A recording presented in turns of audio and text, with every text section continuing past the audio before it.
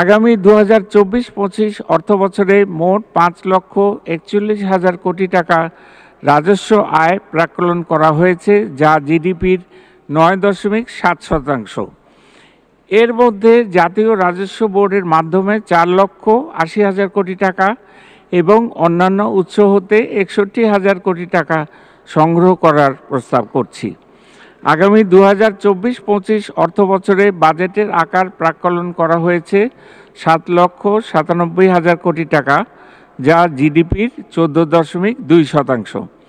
পরিচালন সহ অন্যান্য খাতে মোট 5,32,000 কোটি টাকা এবং বার্ষিক উন্নয়ন কর্মসূচিতে 2,65,000 কোটি টাকা বরাদ্দের প্রস্তাব করছি।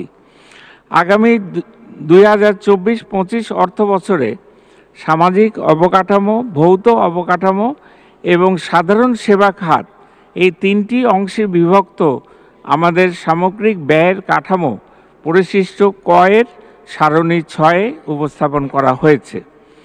2024-25 অর্থবছরের প্রস্তাবিত বাজেটে ঘাটতির পরিমাণ দাঁড়াবে 2,56,000 কোটি টাকা, যা জিডিপির 4.6%। এই হার গত বাজেটে ছিল 5.2%।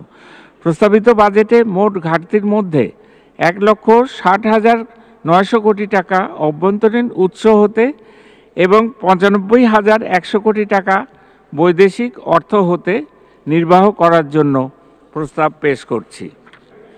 মহান মুক্তিযুদ্ধের চেতনায় জাগ্রত অকুতোভয় বাংলার মানুষ আজ আমাদের অপ্রতিরোধ্য অগ্রযাত্রার সাহসী যোদ্ধা। অপরিমেয় ত্যাগ ও আত্মদানে মহিমান্বিত এই পুণ্যভূমি সকলের সম্মিলিত প্রয়াসে শত ঘাত প্রতিঘাত পেরিয়ে অপরাজয় প্রত্যয় বারবার ঘুরে দাঁড়িয়েছে এবং ভবিষ্যতেও এই ধারা অব্যাহত রাখার দৃপ্ত অঙ্গীকারে সাজানো হয়েছে 2024-25 অর্থবছরের বাজেট।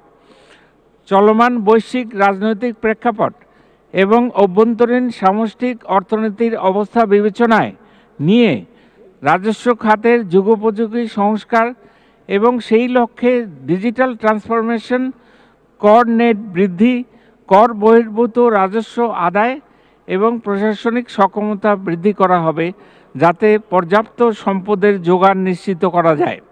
বাজেট ঘাটতি ধারণযোগ্য পর্যায়ে রেখে ঘাটতি নির্বাহে বৈদেশিক উৎসের উপর নির্ভরশীলতা হ্রাস করা হবে।